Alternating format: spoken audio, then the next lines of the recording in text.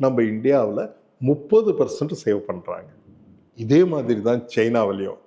இந்த high saving economies இருக்கு பாருங்க, இதில் எல்லாமே லாட் ஆஃப் இந்த சேவிங்ஸை வச்சு நம்ம கேபிட்டலாக மாற்றி அதை நிறைய மாற்றிக்கிட்டு இருக்கலாம். ஆனால் நம்ம நாட்டில் இப்போ இருக்கிற பொருளாதார நிலைமையில் ரொம்ப வாலட்டைலாக இருக்குது. இந்த சேவிங்ஸு உங்களுக்கு நிச்சயம் தேவை. அந்த சேவிங்ஸை அந்த பழக்கத்தை கைவிடாதீர்கள். நம்ம இந்தியன் எக்கனாமிக் பிஹேவியரல் ஃபைனான்ஸில் நமக்கு ஒரு சேவிங்ஸ் பண்ணுங்கன்ற ஒரு அழுத்தம் ஒரு ஸ்ட்ரெஸ் இருந்ததுன்னா நம்ம சேவிங்ஸ் பண்ணுவோம்.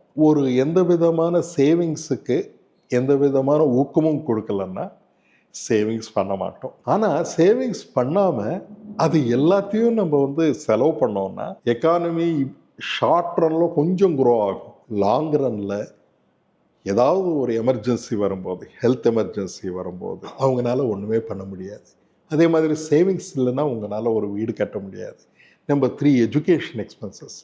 அதனால் சேவிங்ஸை ஊக்கப்படுத்துறது ரொம்ப இம்பார்ட்டண்ட்டான கவர்மெண்ட்ஸ் ரோல்.